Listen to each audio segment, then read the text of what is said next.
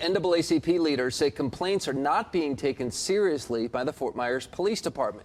Since that independent audit was released a few weeks ago on FMPD, NAACP leaders say not enough attention is being given to witnesses of crimes. NBC2's Levi Ismail spoke with a family who believes their son was wrongfully arrested. The family I spoke with is very clear. Their story is not unlike others who have tried to file complaints with FMPD. They want police department leaders to take notice with this story and to spark change. I just was lost. Cynthia Edison is still in disbelief. It's been weeks since her son Ivan Dalla was arrested in a traffic stop. She says he was nowhere near. And I won't come this far to try to help my son if he wasn't home. Edison says her family has written letters to Fort Myers police with witnesses who claim Dalla was home, but it got little traction. The person with a background, they want to stick them. They want to get them off. Instead of doing their job, they're doing it the wrong way. It's a disturbing trend, says Lee County NAACP leader James Mawakil, who is now filing an internal affairs complaint on behalf of the family.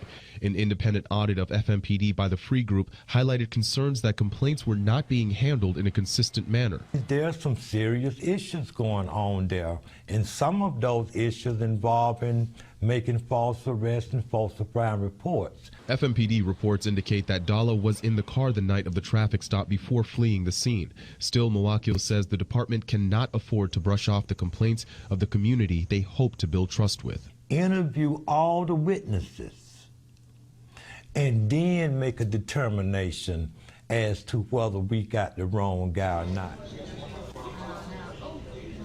Fort Myers police say they do not comment on active internal affairs complaints in the coming weeks. The NAACP says they will host a meeting with Fort Myers City Council to bring more stories from local families forward. In the newsroom, Levi Ismail, NBC.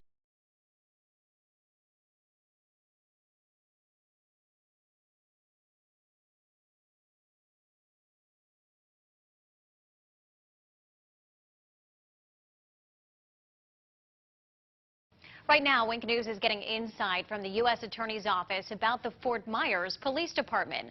Police Chief Derek Diggs asked them to investigate allegations of officer misconduct after a startling report was released.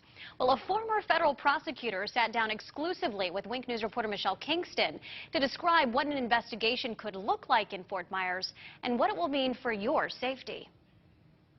It almost was an us against them attitude. Former federal prosecutor Nicole Wade says the Free report exposed a deep divide between officers and the community. When you have a community that is this disjointed from their law enforcement without any oversight, you are creating just a firestorm of anger. Police Chief Derek Diggs just requested the United States Attorney's Office to assist in investigating officer misconduct allegations found in the report. If they don't do that, then you just have it out there that you got leaks in the Fort Myers Police Department, you can't trust the police, and we're going to have the same issues that we've had for the past 20 years. Wade says if the U.S. Attorney's Office accepts Diggs' request, they will be the prosecutors and will likely use a federal agency like the FBI to investigate the allegations. And it takes every single agency and every single community member to actually solve the problems that they're currently facing. But Wade says with the majority of the accusations having already happened, proving them